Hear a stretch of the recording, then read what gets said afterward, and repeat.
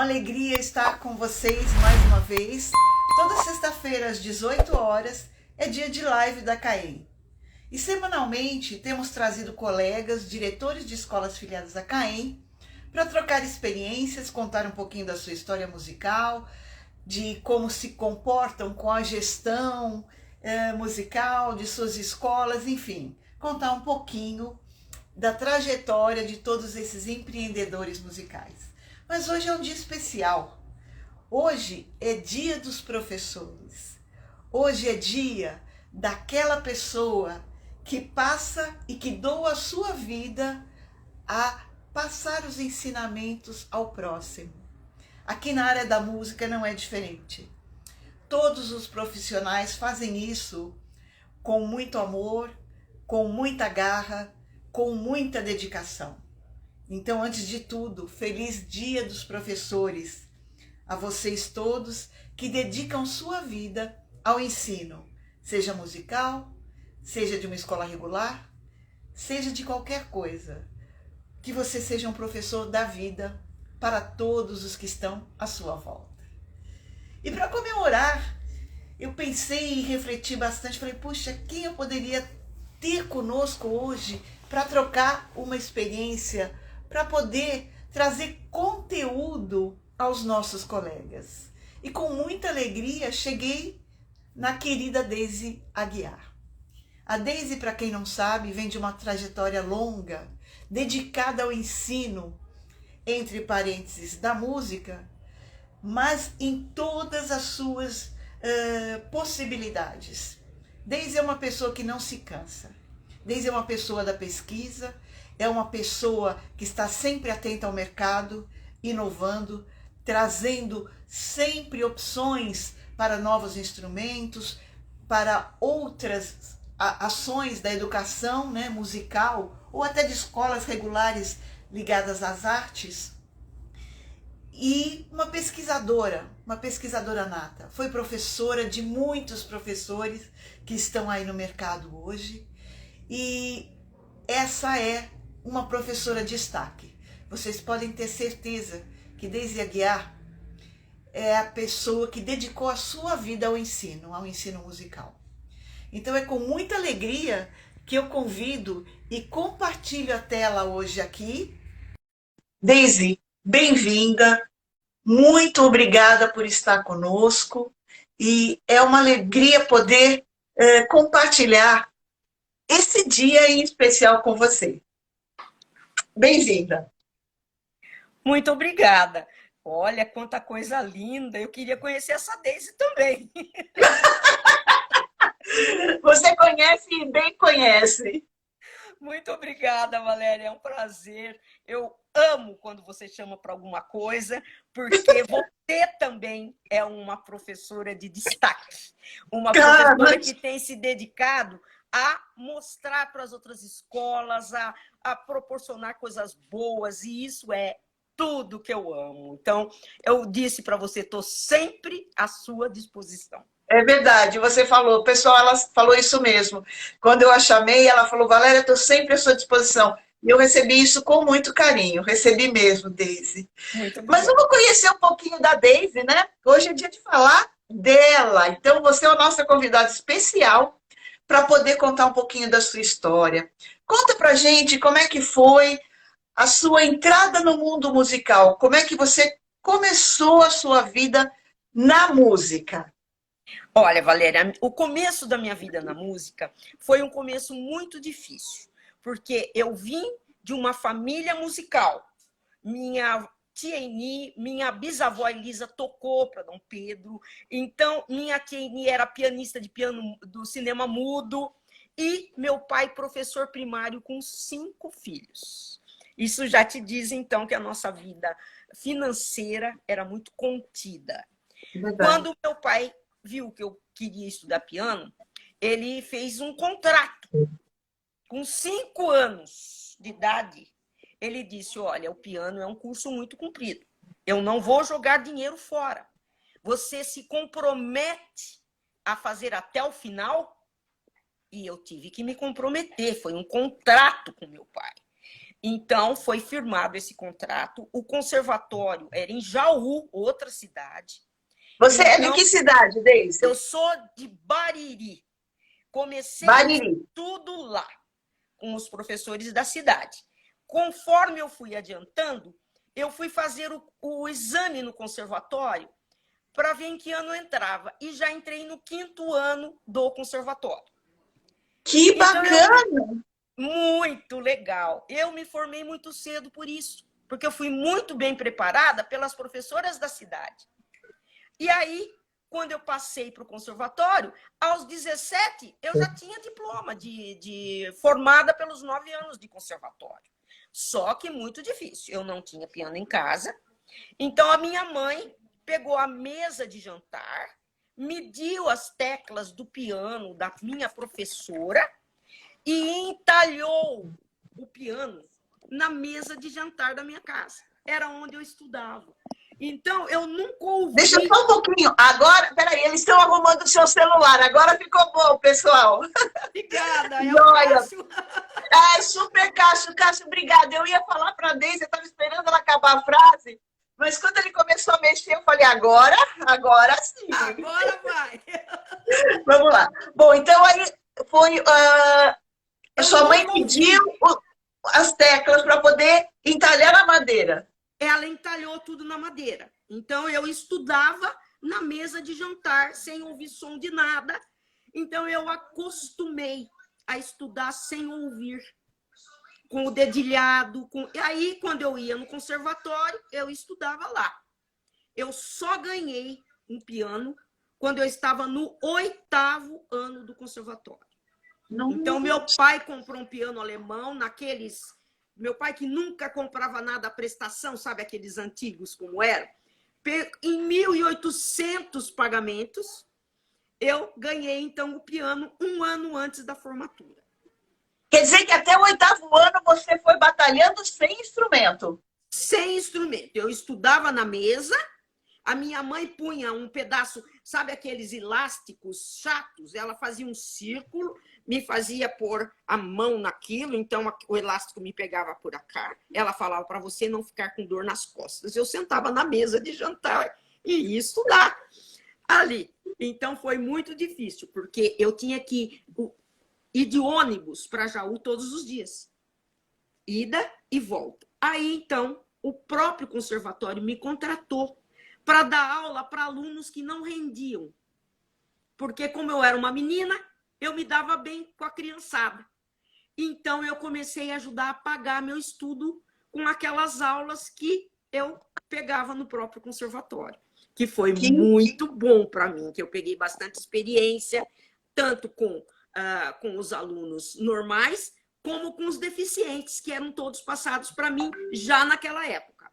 Que lindo, Deise, que lindo, eu não sabia desse detalhe e eu acredito que muita gente também não conhecesse todo esse seu lado. Até eu sempre comento, né? A gente faz essas lives às 18 horas e às vezes os colegas estão dando aula, mas ela fica disponível depois no nosso canal do YouTube para que todos possam conhecer essa história linda que a Deise está contando aqui e que eu acredito que pouquíssimas pessoas sabiam desse empenho, dessa dedicação de Deise para com o estudo inicial do piano. Sabe por que ninguém sabe, Valéria? Porque meu pai era vivo. Eu não queria envergonhá-lo. Então, eu nunca contei. Agora, meu pai morreu. Então, agora eu posso contar sem deixar ele envergonhado de eu falar que... Constrangido, né? Mesmo toda a minha especialização, Valéria, nunca foi paga. Eu ganhei um concurso estadual de piano e nesse concurso eu ganhei uma bolsa na Escola Madalena Talhaferro. Nossa! Com a Eda Fiore. Então, toda a minha especialização foi feita muito novinha com a Eda Fiore aqui em São Paulo, que então minha mãe vinha comigo de ônibus, eu passava um dia inteiro na casa da Eda Fiore e à noite a gente tomava o ônibus de volta para Bariri, porque meu pai não permitia que a gente viajasse sozinha. Eu tinha que pagar a minha passagem e a da minha mãe. Nossa. Então, essas coisas eu não contava, porque a minha mãe, coitadinha, para não me dar gasto, fingia que estava lendo o jornal na Eda Fiore o dia inteiro para não me dar gasto em restaurante, em lanche. Então, ela ficava ali, falava, não, eu estou lendo, pode ir você, que era para mim não gastar. Entendeu? Então, todas essas coisas eu nunca contei, porque eu falava, meu pai vai ficar envergonhado. Então, eu deixei. Então, toda a minha especialização foi feita assim. Já daí, eu fui direto para Yamaha. Nossa! E me conta assim, se veja, olha só que dedicação e que amor que você teve à arte, né? Porque você podia muito bem, embora você falou que se comprometeu com seu pai, podia ter largado o barco no meio do caminho. Mas você não largou e foi para frente. E como é que foi a história de começar a dar aula de órgão na Yamaha? Conta pra gente. Só vou dizer uma coisa para você, eu quis largar. Quando eu cheguei nos meus 12 anos, eu enganava que eu ia e ficava vendo os pedreiros construírem a igreja matriz. Mas a minha mãe percebeu. E isso que eu acho legal. A minha mãe me pegava pelo braço e ia comigo. Falava, você tem um compromisso. Você tem que cumprir. Depois que passou essa fasezinha de querer ser igual às amigas que não estudam. Adolescente, né? De novo, porque aí todo mundo começou a falar, nossa, como ela toca, olha que legal, olha, tem um piano, toca dentro. Então eu me senti artista. Então, aí... Você se destacou, né? Aí veio o lado bom da história. E aí, quando foi um dia, meu avô viu no estado de São Paulo um anúncio. Yamaha do Brasil procura jovens pianistas para não sei o que, não sei o que lá, não sei o que lá. Ele recortou e deu para o meu pai. O meu pai respondeu, filha minha não vai para São Paulo trabalhar. O meu avô respondeu, mas filho meu vai levar minha neta para fazer o teste. Então, ele comprou a passagem e me trouxe. Eu fui lá para a Avenida Rebouças, onde estava o mestre Coma, e foram os primeiros testes. Ó, Cássio está escorregando aqui, ó, por isso. Ó. Então, Cássio, salva aí, Cássio. Valéria. Vamos ver se melhora agora. Isso. Aí, Eita! Aí... Caiu. Tudo bem, vamos lá. Então, gente, para quem está chegando agora, a Deise contou um pouquinho da história dela, da ligação com a música, e ela está nos contando um momento onde ela, através de uma propaganda no jornal, veio a São Paulo, né? Ela que é de Bariri, veio a São Paulo para Yamaha Musical do Brasil. Exatamente. Então, exatamente, ela estava procurando, a Yamaha estava procurando jovens pianistas e eis que chega a Deise. Exatamente. Aí eu subi, eu nunca tinha feito nada fora de Bariri, nunca tinha. Então, quando eu estava ali na mesa, sendo atendida, aconteceu uma coisa muito gozada, porque eu vinha para passar o dia em São Paulo. Então, enfiei dentro da minha bolsa uma calcinha. Se eu fosse ficar, se precisasse, eu tinha. Quando eu vou tirar os documentos em cima da mesa do ICOMA, pula minha calcinha em cima da mesa. Meu Deus do céu, não creio! É a maior vergonha, eu fiquei roxa, eles riram e tal. E essa história é muito legal, Valéria. É muito legal, porque aí tinha umas 120 candidatas. Eram muitas candidatas. Oh, isso foi em 73, tá certo? Isso. Foram escolhidas umas 12. E aí, depois desse teste, eles falaram, agora vocês terão um mês para estudar nos órgãos da Yamaha. E aí eu voltarei para cá para fazer o exame. Eu comecei a chorar. E o ICOMA falou em espanhol. Que passa? Eu falei, todas as minhas amigas que foram classificadas moram perto, vão poder estudar no órgão Yamaha. Eu moro a 400 quilômetros daqui. Nunca tinha visto um órgão na minha vida. Então eu vou perder. Nem vale a pena eu voltar. Ele, com aquele jeito de japonês bravo, falou... E eu fui embora chorando. No ônibus. Quando eu abro a porta da minha casa em Bariri, qual é a primeira coisa que eu vejo no meio da sala?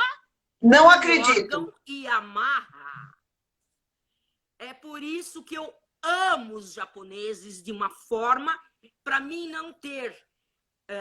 não ser julgada de modo diferente. Por justiça, eles mandaram um órgão para minha casa em Bariri, para mim ter a mesma oportunidade que todos. Muito bem, mas e aí que eu nunca tinha ido numa brincadeira dançante, meu pai nunca tinha me levado num baile, num nada. O que se toca de popular num órgão? O que é isso? Aí meu pai falou, tem uma ideia, filha, vamos contratar o conjunto musical que toca nos bailes em Bariri. Contratou. Então o cara veio em casa e falou a música que eu escolhi para tocar, Travessia, do Milton Nascimento. Aí então o cara que foi em casa, chamado Caio, de um grupo que chamava Agitação 5, que tocava nos bailes, foi lá e falou, sabe, Deise, essa música aí, o baixo faria assim, ó. Tum, tum, tum, tum, tum, tum, tum, tum, e eu ia fazendo. Eu ia fazendo na mão o que ele falou que fazia no baixo, mas eu anotei. Aí ele falava assim, sabe, as guitarras é que fazem assim, ó. Tcheca, tcheca, tchen, tcheca, tcheca, tchen, tcheca, tcheca, tcheca, tchen, tcheca, tcheca, tchen. E eu fui marcando tcheca, tcheca, tchen, tcheca, tcheca, tchen. E a última mão você deixa para melodia. Valéria, ficou um show minha Travessia. Eu fiz tudo que ele falou e passei. Entre as 3 classificadas, eu era uma das 3 que fiquei para trabalhar aí. 3? 3. As primeiras 3 foram a Eva Gomide, A Eva? Jaqueline Régio e eu. Que linda história. Então, Nossa, Deise, emocionante. Ah, que bom. Eu sempre lembro desse menino do conjunto quando eu vou fazer algum arranjo, porque ele me mostrou como pensar como aquele que está tocando aquele instrumento na hora. Então, eu sempre penso isso. O que será que o contrabaixo faria nessa música? Então, eu vou correndo ver na gravação. Ai, o que será que o acompanhamento está fazendo? Então, até hoje, eu tenho essa concepção para fazer os arranjos que eu faço e tudo. Então, aí o resto da história, você sabe, na Yamaha, como foi, maravilhoso. Eu cheguei um pouquinho mais tarde, né? Eu fui fazer meu primeiro treinamento, a capacitação, em 77. Cheguei um pouquinho mais pra frente. Exatamente. Mas, olha, Deise, que história linda, que detalhes riquíssimos e que alegria poder ouvir isso de você, né? De você poder contar aí para os colegas essa batalha, né? Essa luta que você teve que fazer para poder começar no mundo da música. Muito linda. Parabéns, Deise, não sabia mesmo. Agora, me conta uma coisa. Quer dizer, sem querer, você se viu dando aulas. Certo. O que é ser professor? O que é ser professora hoje para você? Como é que você enxerga? Porque você, assim, foi colocada por uma... né? Você vê, até seu avô está me ouvindo, né? Verdade, foi uma caí de possibilidade. Foi dentro da música, você se viu como professora. Como você percebe isso hoje? O que é ser professora? Você está feliz? Como é que foi toda essa sua vida musical ligada à educação? Olha, eu sempre gostei muito de ensinar. Então, você vê que eu já ensinava lá no conservatório. Então, eu comecei muito cedo. É verdade. Aí, eu comecei a perceber o seguinte, que eu me achava o máximo, né? Mocinha, tocando órgão, dando aula, ganhando bem. Só que eu percebi que eu não tinha as técnicas para ensinar. Então, eu procurei, por exemplo, o Renato Mendes, que era o máximo na época, né, para me dar aula de técnica de pedaleira, de harmonia, arranjo. Então, eu me matava de estudar com ele, porque ele sabia que zilhões na minha frente. Então, eu fui estudar com o que eu achava que era o melhor na época. eu estudei no clã, o Hamilton. Ele morava, o clã era encostado do meu apartamento.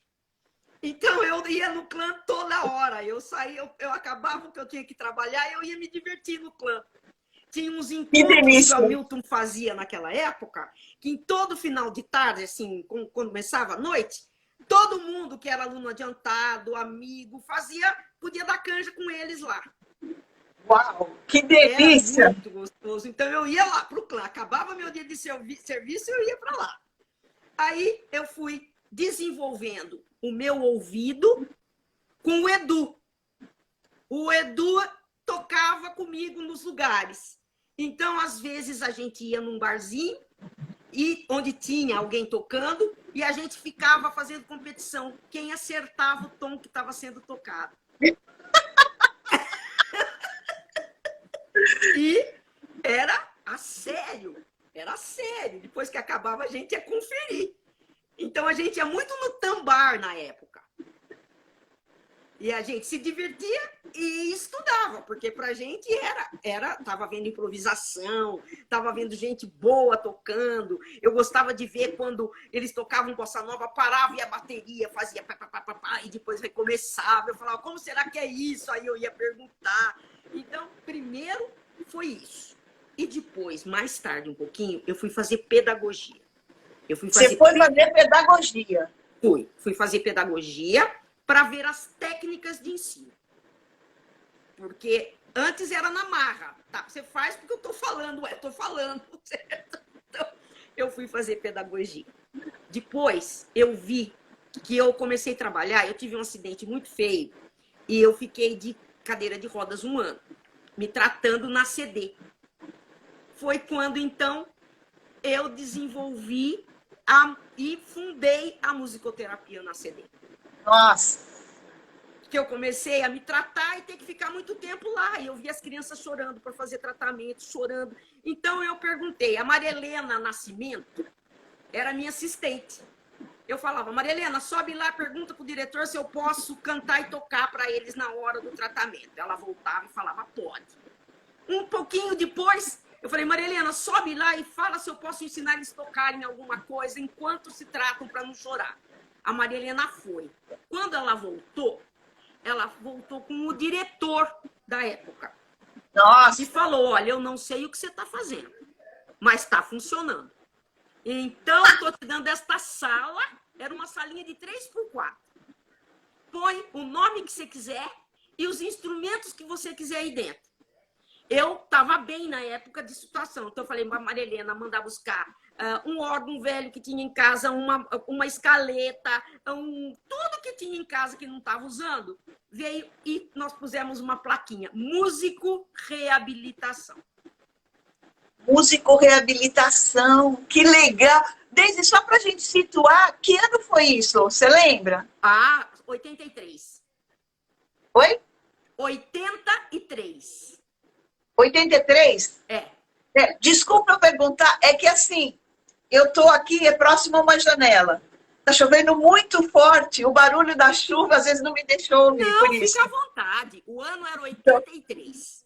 83, legal. E esta músico-reabilitação, depois de anos com a gente trabalhando lá, a Maria Helena era minha assistente, mas ela entrou então para aprender musicoterapia no Marcelo Tupinambá, onde eu dava aula.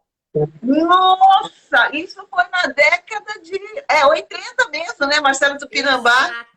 Então a Maria Helena, de assistente, ela hoje é uma das maiores musicoterapeutas que nós temos no país. É verdade, é verdade, é verdade. Ela é uma referência, né? Exatamente, ela era minha assistente quando nós montamos o Músico Reabilitação. Gente, que demais! Então, aí o que eu percebi? Que eu precisava me especializar em ensinar deficientes. Então, eu fiz uma pós nisso aí. E hoje eu estou terminando um mestrado na área. Nossa! Para que demais! Cada vez poder melhorar em alguma área que eu esteja atuando e que eu não esteja bem preparada como eu penso que deveria ser. Então, eu fiz muitos cursos. Muito. Esses cursos não foi porque eu queria fazer o curso, mas porque eu me achava ruim no que eu estava entendendo da matéria. Então, por exemplo, eu fiz um curso de prosódia. Eu fiz curso de fraseologia e forma. Eu fiz curso, o que você imagina, de acústica musical e mais um de biologia aplicada à música, para entender os campos, como eles se entrosavam, o que eu tinha que saber, para, às vezes, ensinar um aluno a cantar, mas cantar direito. Para ensinar o aluno a tocar, mas com a frase bem colocada, coisas que eu achava que eu tinha que falar. Então, eu tinha que entender. Então, na minha concepção, eu sempre me achei muito ruim em tudo que eu fazia. Então, como eu me achava muito ruim em tudo que eu fazia, eu cada vez procurava cursos melhores para me preparar. Entendi. Entendeu? Você foi... Uhum. Pode falar. Então, na realidade, para quem não conhece... desculpa. Para quem não conhece a Deise, eu me recordo, assim, de assuntos diversos, variados, complexos. A Deise nunca... Ela escrevia uma época na revista e ela tratava de assuntos com uma gama de possibilidades que era incrível. Desde a musicalização numa escola regular, desde de um foco para a inclusão, focos neurológicos, como ela estudou essas especializações e depois toda essa interdisciplinaridade também, da qual você domina, né? As ligações da música com a matemática, com o português, como juntar tudo isso num pacote. Então, a Deise é uma pesquisadora, para quem não sabia, né? Que invade todas as áreas onde está ligada a música e onde a música possibilita um upgrade na vida dessa pessoa, aonde quer que essa pessoa esteja. Essa é Deise, né? A Deise realmente não para. Ela é uma cabeça assim ligada no 330, está sempre antenada no mercado, sempre antenada nas novidades da parte pedagógica musical, né? É isso aí. Continuando, Deise. Porque eu aprendo muito com as pessoas nessa coisa toda. E eu gosto, por exemplo, que quando uma professora me procura, ela veja, muitas vezes eu vejo uma professora falando assim, você falou, eu vi essa musiquinha que era tão bonita, que falaram que rende tanto na musicalização, não aconteceu nada comigo. Claro que não aconteceu. Aquela musiquinha tinha trabalhos para ser feito aos 5 anos, não aos 3. Então, aí você vai ver. Então, o que uma criança realiza aos 3, ela não realiza... Aliás, o que uma criança realiza aos 5, ela não realiza aos 3, ela não tem coordenação motora para isso. Então, aí eu vou ver toda essa parte para ensinar a professora que, olha, todas essas musiquinhas funcionam sim, desde que você coloque na idade que ela pode fazer tudo isso que você está pedindo. Então, com isso tudo, eu aprendo muito, Valéria. Eu aprendo com o aluno deficiente que chega, eu aprendo com o professor da aluna deficiente que não sabe lidar com ele, eu tenho medo de lidar com ele. Então, essas coisas todas me desafiam. Eu fico louca para saber como seria o jeito da gente chegar naquele aluninho. Então, essas coisas todas de estimular, de deixar o aluno com vontade de fazer, me move. Então, quando eu vejo o resultado, eu filmo, anoto, acompanho. Então, eu tenho um histórico daquilo ali quando um professor chega com um problema. Entendi. Você é professora. Eu sou. Agora, me conta uma coisa. Você é professora. Tem muita gente hoje no mercado, vou generalizar, que está professor, que não é professor. Porque eu acho que ser professor é praticamente... Não vou assim romantizar o negócio, mas é um dom. Porque às vezes a pessoa está professora, por quê? Porque nesse momento os barzinhos estão fechados, porque é o que ele tem para fazer, ele não tem né? Ele toca à noite, mas de dia ele quer fazer mais alguma coisa e acaba dando aula. Então, a gente percebe que tem muita gente no mercado que está professor por conveniência. O que você acha que essa pessoa teria que ter para ser professor? Quais são os requisitos para o profissional ser professor e não estar professor? Bom, requisitos, você vê, eu não tinha nenhum. Eu não tinha ouvido, eu não tinha dinheiro, eu não tinha instrumento, eu achava que eu não sabia ensinar. Então, eu não tinha requisito nenhum, mas eu queria ensinar. Eu queria que o aluno tivesse o retorno do que ele me pagava, porque me dava muita vergonha receber um dinheiro e não estar dando para ele o correspondente a isso. Então, hoje em dia, estar professor tem muito a ver com a fase que nós estamos vivendo, difícil também. Há muito tempo nós estamos com dificuldade como professores. Então, o professor, para ganhar bem, ele tem que se matar em 3, 4 escolas, ele tem que... Então, acaba que não sobra dinheiro para ele se especializar. Não, o tempo que sobra, ele não descansa o suficiente. Então, às vezes, ele tem tudo para ser um professor, mas ele tem que se esgotar para ganhar o dinheiro de cada dia. O que é uma coisa que nós devemos levar em conta também.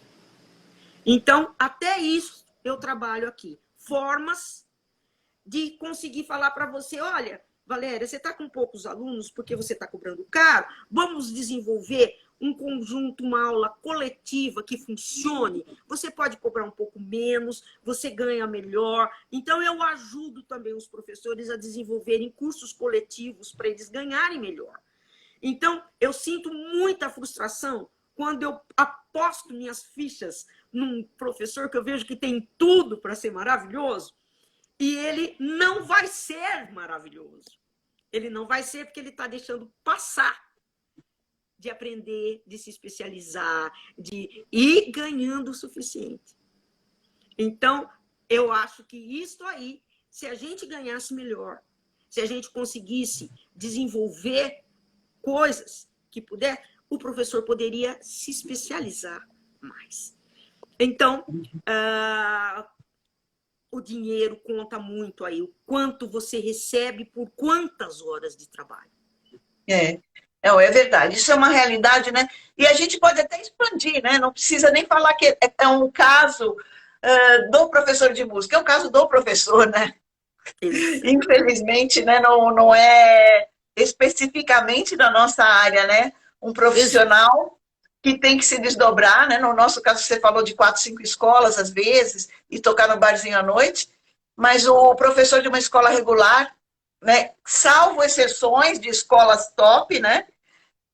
A vida desse profissional é dura, né? Ser professor não é fácil. É desdobramento, é envolvimento, é dedicação, paixão, amor.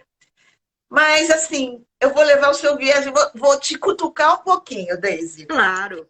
A gente sabe que, assim, às vezes, essa pessoa que você até fala, né, tem tudo para ser um bom professor, mas ele não quer.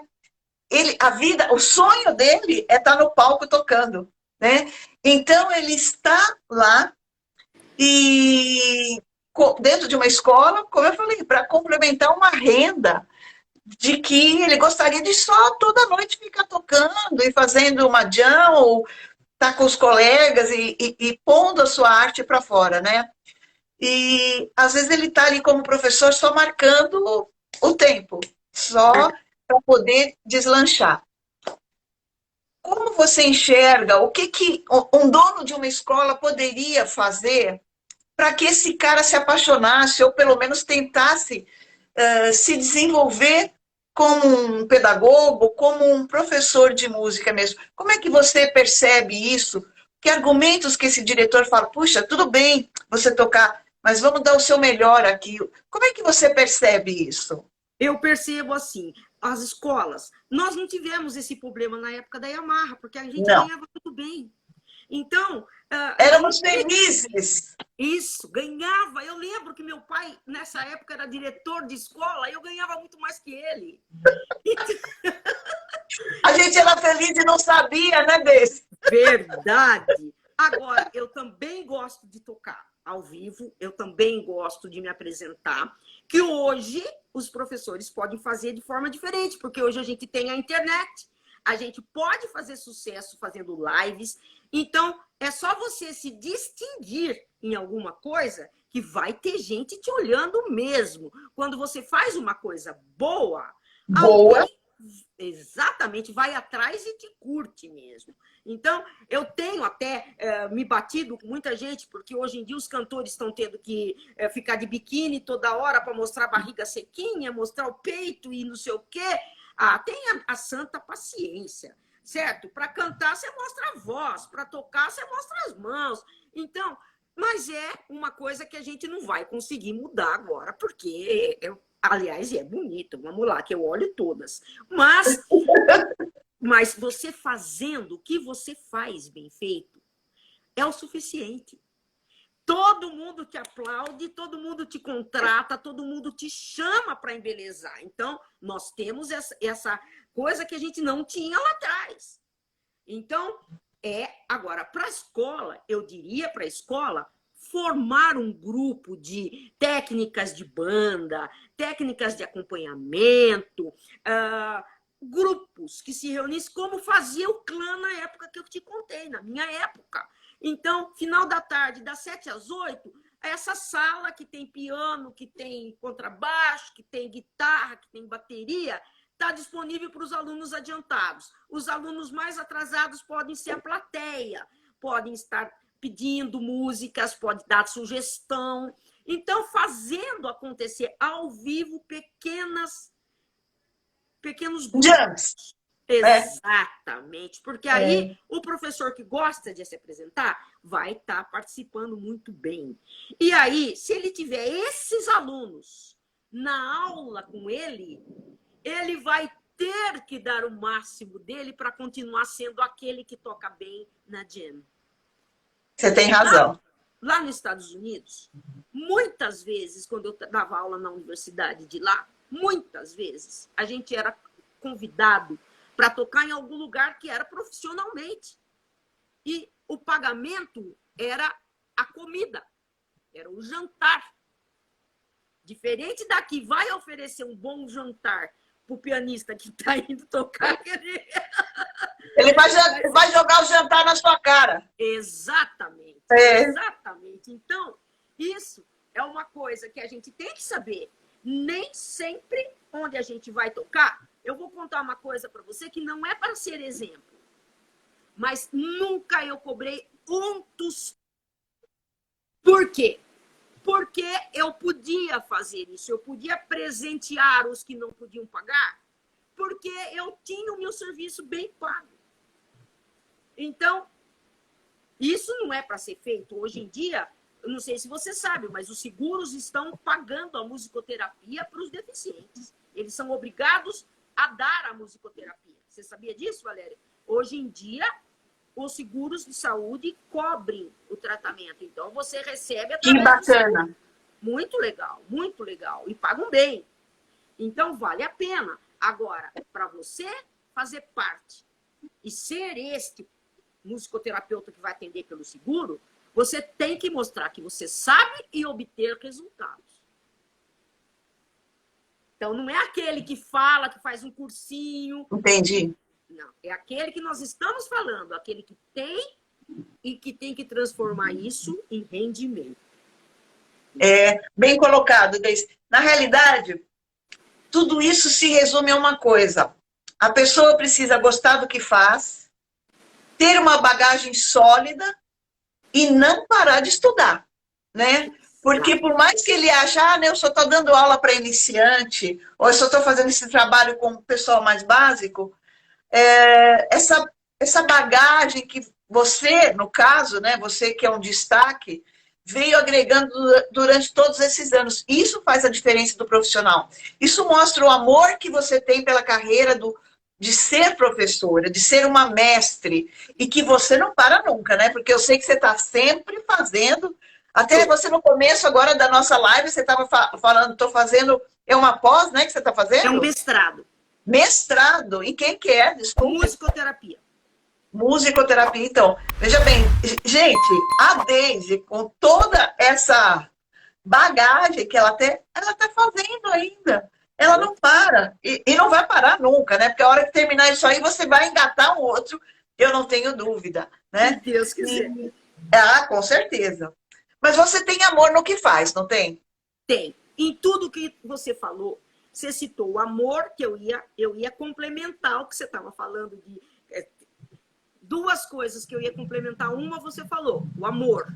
Se você não tem amor, você não chega a fazer direito. E a outra é uma coisa muito importante. É disciplina e responsabilidade. Muitas vezes eu tive preguiça.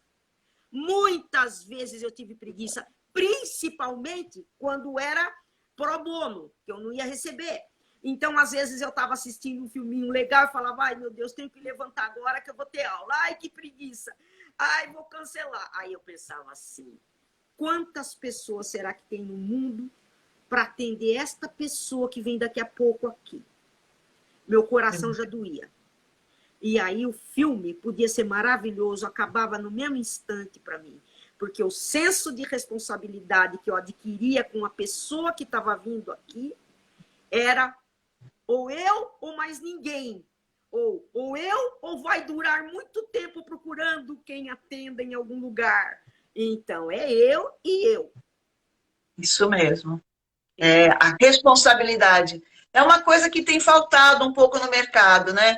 A gente trabalha com os diretores, comenta, e outro dia estava falando com um colega também, e ele falou, puxa vida, além do material humano estar escasso, né? Porque alguns professores acabam dando aula particular e tudo mais, os que chegam até nós, na maioria das vezes não tem responsabilidade. O Sérgio Ciotti tem uma ótima, eu nunca mais esqueci. Num dos congressos, ele estava no palco e brincou. Olha, estou precisando de um professor, sei lá, de violão. Se prometer para mim que vai chegar no horário, não precisa nem saber tocar. E era isso. Para você ver o desespero, Deise, de requisitar um profissional que seja responsável, né? Que tenha, olha, uma coisa básica, cumprir horário, Deise, cumprir horário. Isso se tornou um diferencial. Olha só onde chegamos. É um diferencial importantíssimo. Por quê? Na realidade, quando você recebe uma criança de 5 anos, você tem que estar pronto na porta da sala esperando por ela. Ela tem que se sentir querida, esperada. Então, se ela chega primeiro e fica sentadinha na secretaria, já acabou o estímulo daquela aula. Então, e se é uma criança que tem uma deficiência, que às vezes nem é físico, você nem vê. Entendi. E que ela só vai com o professor. Então, se os professores fizessem um estágio recebendo criança, eles iam aprender que é melhor você chegar muito antes do que 3 minutos depois. Você sabe que eu vou falar uma frase também, que a gente, né, com a experiência, a gente vai aprendendo, né? E vai ouvindo muita coisa e você filtra. Nós tínhamos um colunista que eu amava, o Tom Coelho. É uma pessoa que tinha, né, ele era o viés de marketing, mas ele tinha uma espiritualidade muito grande. Mas ele falou uma vez uma frase que eu achei muito bacana. Ele falou, chegue 1 hora antes, mas nem 1 minuto depois. Ai, exatamente. Então, eu vou contar uma coisa para você. Durante um tempo, eu saía e ia atender em alguns lugares, em algumas escolas, ou mesmo particular. E eu estava sofrendo terrivelmente com pressão alta que eu nunca tinha tido na minha vida.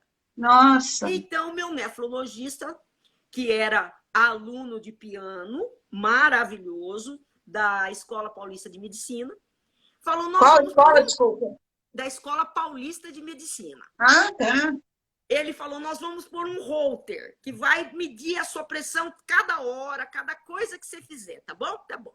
Fiz, mediu.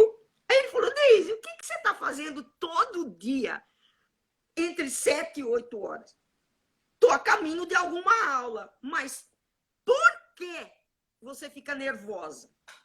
Eu fico nervosa porque meu marido vai me fazer chegar atrasada.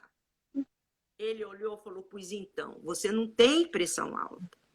A sua pressão sobe todos os dias nesse horário de ansiedade de chegar atrasada. Então, passa a mentir 1 hora para o teu aluno, para o teu marido. Se a tua aula é às 8, você fala para ele que é às 7. Valéria, eu sarei. Eu sarei. Que loucura, Deise, que loucura. Mas você vê o que todo estresse que o pacote traz, né? Até você tinha. Você sabe Exato. Que está sendo esperado. É a responsabilidade de cumprir o horário. E uma coisa que a gente sempre comenta também, porque hoje a gente tem alguns problemas ainda, né, que chegaram junto com a tecnologia. É muito comum o professor deixar o aluno tocando e ficar atualizando mensagem e tudo mais, né? E eu sempre falo, gente, você já pensou que aquele aluno vem uma vez por semana, fica 50 minutos com você e você vai ficar olhando o celular? Você vai querer atualizar suas mensagens naqueles 50 minutos durante 7 dias que ele tem com você, só aqueles 50 minutos? Quer dizer, é uma falta de responsabilidade. Valéria, veja, nas coisas que eu faço e quem trabalha comigo sabe, tem que chegar 5 minutos antes do horário. É regra. Chegou 3 vezes, vai ser chamado a atenção e provavelmente substituído. Agora, tem a caixinha na entrada da secretaria. Tem a caixinha com todo o carregador. O professor vai entrar para a sala de aula, o celular dele é depositado na caixinha da secretaria. Ponto final. Exatamente. Nós damos aula de 50 minutos. Então, ele tem 10 minutos para fazer xixi, tomar água e verificar suas mensagens. As mensagens. Ponto. Vai entrar de novo? É ali que ele fica. Celular não vai para a sala de aula. Não combina, né? A não ser, vamos supor que tem escolas que usam tablet até para pegar uma música, alguma coisa assim. Mas aquele hábito ruim da pessoa ficar vendo mensagem, ficar fuçando as mídias, enfim, não é para isso, né? Aqueles minutinhos onde você está ganhando o aluno, está passando uma informação importante e o cara está menosprezando, né, a presença do aluno. Isso não é uma situação agradável, né? Ponha-se no lugar desse profissional, né? Vamos nós fazer uma aula, sei lá, de idiomas e o professor põe um negócio ali, mostra para você e fica lá, não está nem aí com você. E você que deu aula fora do país sabe. As aulas nos Estados Unidos, na Ásia, a mãe e o pai estão participando, acompanhando o crescimento dos filhos. Aqui, as mães levam os filhos para poder fazer a unha bem sossegada. Shopping terapia. Então, se você não tocar direto com eles 50 alunos, 50 minutos, quantos anos ele vai demorar para fazer cada música? É verdade. Porque em casa ele não vai estudar, não. Infelizmente, eu acredito, esse ponto que você tocou, nós temos um viés cultural ainda um pouco defasado, né, em relação a uma realidade melhor, né? Então, infelizmente, são poucas as escolas que dão aula, às vezes, para bebês e crianças, que conseguem pôr um pai ou uma mãe junto. A maioria quem vai ficar é a babá, né? A gente sabe bem disso, né? A babá vai fazer companhia para a criança, né? Então, infelizmente. Nossas babás são mais musicalizadas que os pais. Deise, é uma vida de experiência, né? Que a gente, graças a Deus, pôde aprender e a gente, com o tempo, vai filtrando, né? Isso serve. Uma experiência que eu tenho tido sucesso, e a gente pode compartilhar, é a seguinte. Vai fazer uma lição? Vai. Tem a melodia? Faça a melodia ficar pronta na aula. Nem que for só a melodia, sem acompanhamento. Então, toca a melodia, porque ele vai tocar em casa, ele vai mostrar para a mãe, ele vai mostrar para o pai. Na outra aula, coloca a mão esquerda e fica pronto, tudo bem. Agora, nunca falar, olha, então estuda em casa, porque isso não existe. Se ele tocar bonitinho uma melodia, mesmo que seja um trechinho, ele vai tocar em casa. É verdade. Para É se verdade. exibir e tudo, mas para É. estudar. E esse tem um apelo psicológico também, por quê? Porque ele está mostrando que alguma coisa foi feita dentro da sala de aula, né? É Então lógico. tem esse lado também. Tem. Então, a prestação de contas para os pais.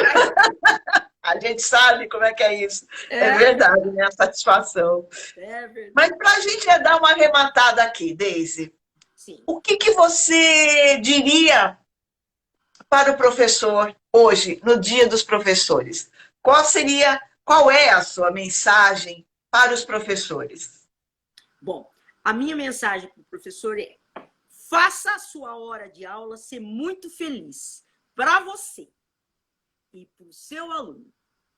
Porque buscar a felicidade das crianças, do adulto, do velho, do deficiente, do bebê, quando ele está com você, é uma coisa que vai fazer parte da psique do aluno. Ele vai levar isso para o resto da vida.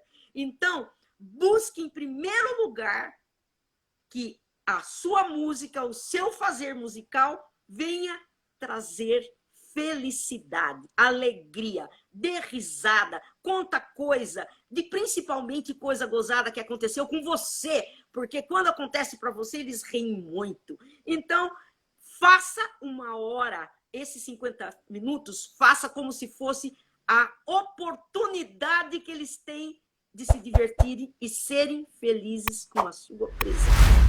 Ai, que lindo, Deise. Olha, o pessoal aí tá assim, chovendo elogios para tudo.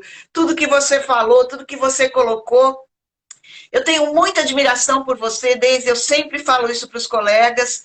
E porque você é uma pessoa, primeiro, batalhadora, né? Porque o que eu sabia e o que hoje você pôde compartilhar conosco. Então, primeiro, você é uma pessoa batalhadora.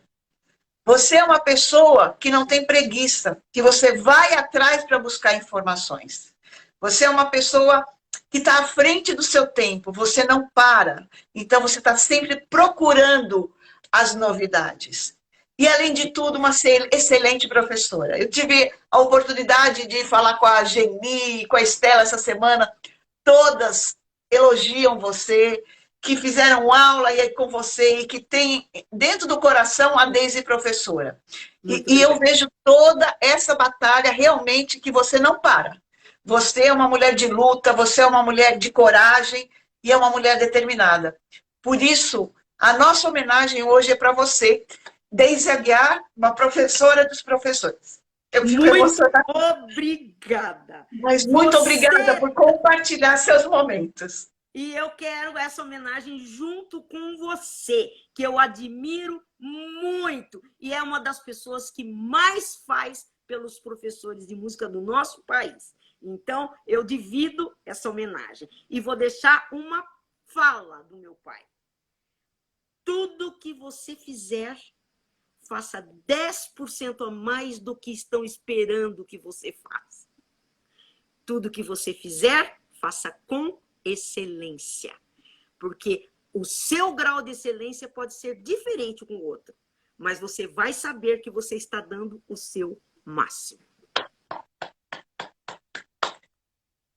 Deise, de coração, obrigada por essa aula que você deu para a gente no Dia dos Professores, pelo seu carinho, pela sua transparência nas informações. Te admiro demais, agradeço muito por tudo. E feliz Dia dos Professores! Muito obrigada para todos nós. Pessoal, feliz Dia dos Professores, mas faça feliz toda semana. Gente, obrigada, Deise, obrigada a todos, a sua família, por disponibilizar você. Um lindo final de semana para todos, um bom Dia dos Professores e muito amor no coração. Muito obrigada para vocês todos. Tchau, Valéria. Tchau, tchau. Obrigada, Deise. Imagina, não por isso.